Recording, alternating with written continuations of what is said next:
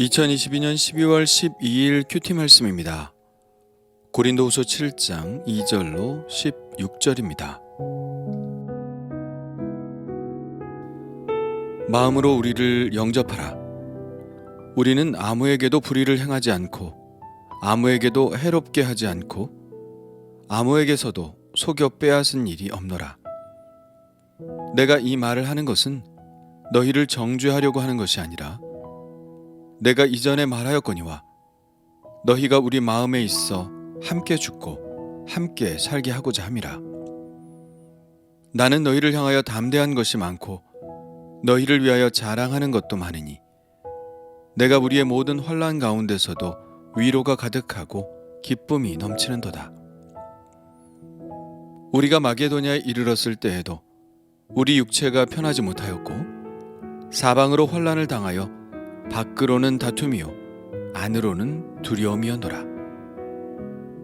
그러나 낙심한 자들을 위로하시는 하나님이 디도가 오므로 우리를 위로하셨으니 그가 온 것뿐 아니요 오직 그가 너희에게서 받은 그 위로로 위로하고 너희의 사모함과 애통함과 나를 위하여 열심 있는 것을 우리에게 보고함으로 나를 더욱 기쁘게 하였느니라.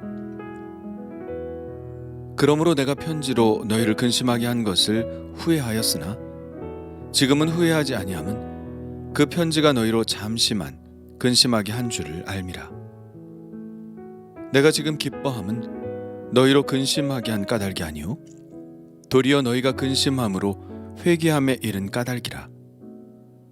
너희가 하나님의 뜻대로 근심하게 된 것은 우리에게서 아무 해도 받지 않게 하려 함이라.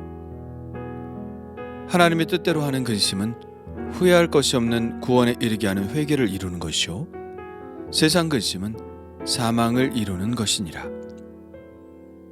보라, 하나님의 뜻대로 하게 된 이 근심이 너희로 얼마나 간절하게 하며 얼마나 변증하게 하며 얼마나 분하게 하며 얼마나 두렵게 하며 얼마나 사모하게 하며 얼마나 열심 있게 하며 얼마나 벌하게 하였는가. 너희가 그 일에 대하여 일체 너희 자신의 깨끗함을 나타내었느니라. 그런즉 내가 너희에게 쓴 것은 그 불의를 행한 자를 위한 것도 아니요 그 불의를 당한 자를 위한 것도 아니요 오직 우리를 위한 너희의 간절함이 하나님 앞에서 너희에게 나타나게 하려 함이로라. 이로 말미암아 우리가 위로를 받았고 우리가 받은 위로 위에 디도의 기쁨으로 우리가 더욱 많이 기뻐함은 그의 마음이 너희 무리로 말미암아 안심함을 얻었음이라. 내가 그에게 너희를 위하여 자랑한 것이 있더라도 부끄럽지 아니하니 우리가 너희에게 이른 말이 다 참된 것 같이 디도 앞에서 우리가 자랑한 것도 참되게 되었도다. 그가 너희 모든 사람들이 두려움과 떨므로 자기를 영접하여 순종한 것을 생각하고 너희를 향하여 그의 심정이 더욱 깊었으니 내가 범사에 너희를 신뢰하게 된 것을 기뻐하노라. 아멘.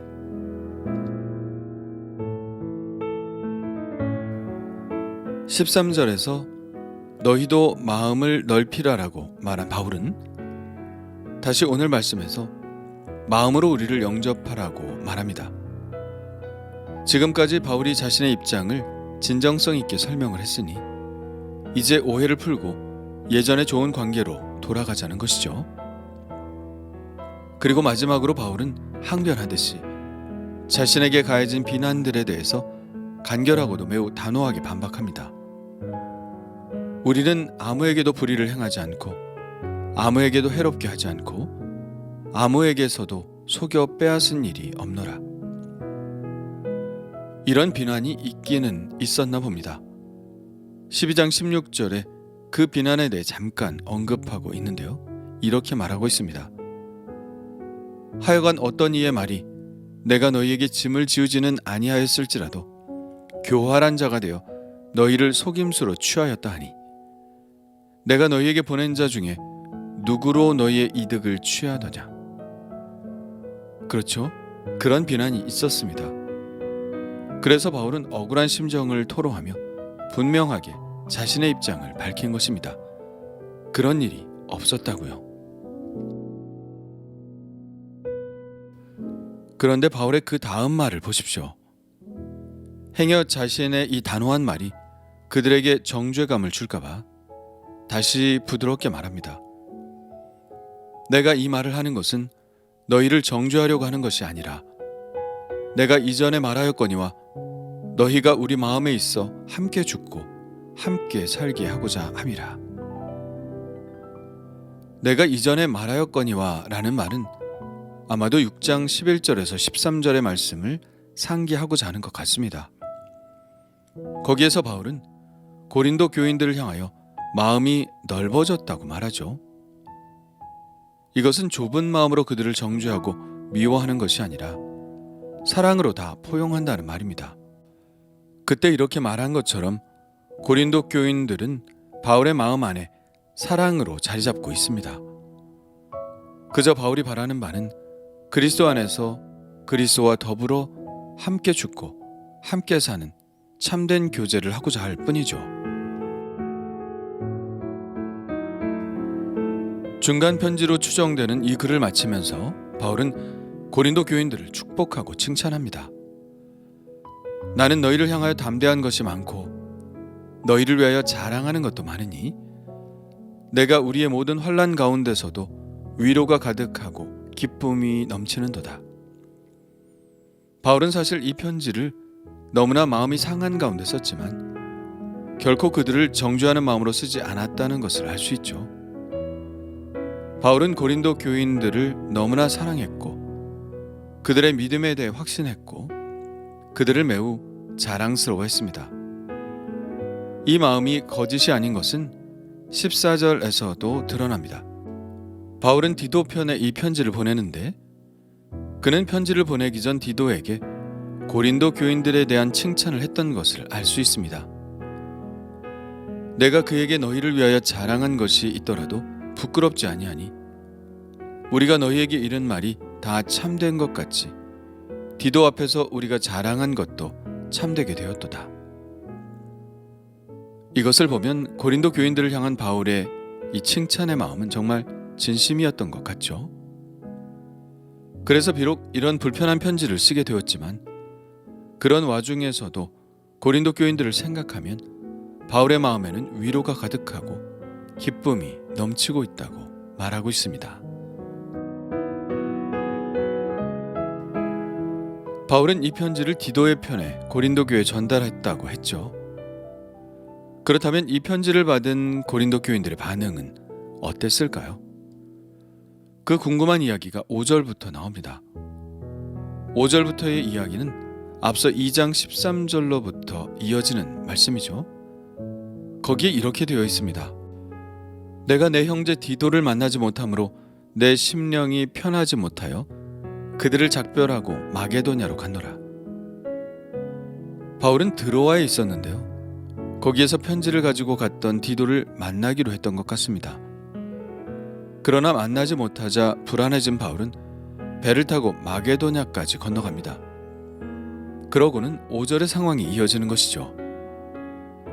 우리가 마게도냐에 이르렀을 때에도 우리 육체가 편하지 못하였고 사방으로 환난을 당하여 밖으로는 다툼이요 안으로는 두려움이었노라.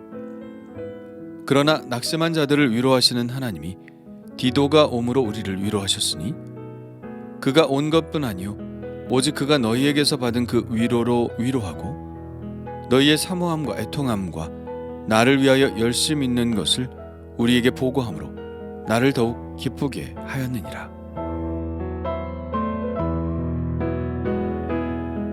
바울은 마게도냐에서 디도를 만납니다. 디도를 만났다는 것 자체가 바울에게는 큰 위로였죠. 그러나 더 큰 위로는 디도가 전한 소식 때문이었습니다. 디도는 고린도 교인들이 바울의 편지를 읽고 더욱 바울을 사모하게 되었으며 바울의 아픈 마음을 생각하며 애통해했고 여전히 바울을 향한 열심이 있다는 보고를 했고 그 소식을 들은 바울은 더 큰 위로를 받고 나아가 기뻐하게 되었습니다.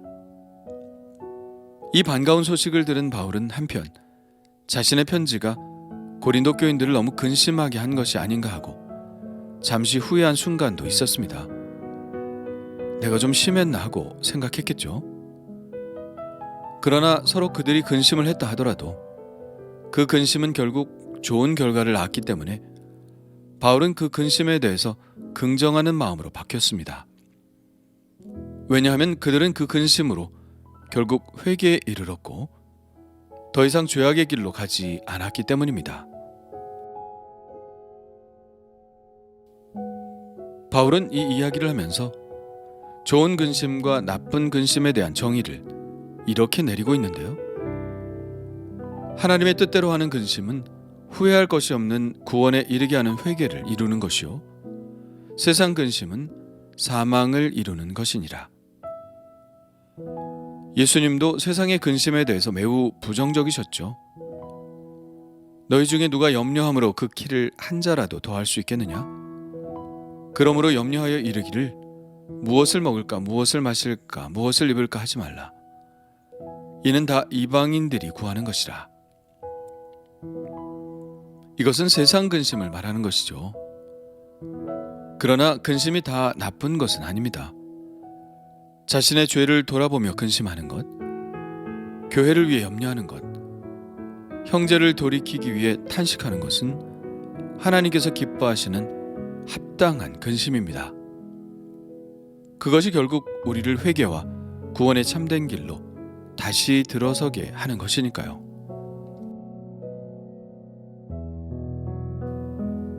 11절의 말씀은 그 근심의 복잡한 과정과 감정들을 이야기하고 있는데요.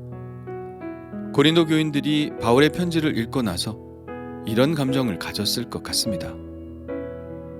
보라, 하나님의 뜻대로 하게 된 이 근심이 너희로 얼마나 간절하게 하며 얼마나 변증하게 하며 얼마나 분하게 하며 얼마나 두렵게 하며 얼마나 사모하게 하며 얼마나 열심 있게 하며 얼마나 벌하게 하였는가. 너희가 그 일에 대하여 일체 너희 자신의 깨끗함을 나타내었느니라. 결국 이러한 근심의 과정은 그들을 다시 거룩하게 하고 하나님 앞에 거리낌 없이 설 수 있도록 만들었죠.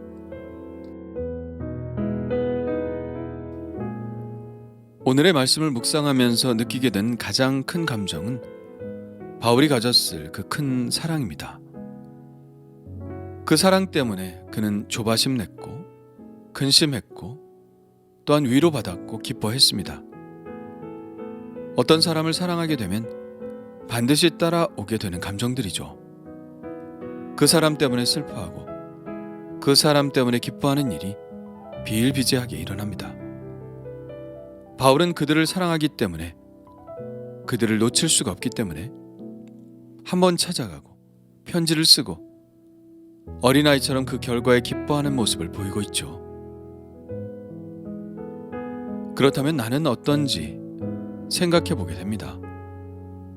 그리스도 안에서 형제 자매된 자들과의 오해를 풀기 위해, 또 관계를 회복하기 위해, 그들이 온전한 믿음을 갖도록 하기 위해 나는 얼마나 이렇게 근심하고 노심초사했는지, 그런 상황 속에서도 사랑의 마음을 잃지 않고 끝까지 그들을 축복하고 있는지 생각해 보게 됩니다.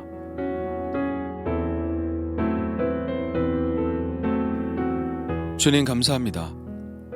끝까지 사랑하고 끝까지 포기하지 않고 화해를 시도한 바울처럼 하나님께서 맡겨주신 성도들에 대해 최선을 다하게 하여 주옵소서. 한 영혼을 귀히 여기게 하시고 그 영혼을 위해 근심하게 하옵소서. 그리고 그 근심이 결국은 기쁨으로 바뀌게 하옵소서. 예수님의 이름으로 기도합니다.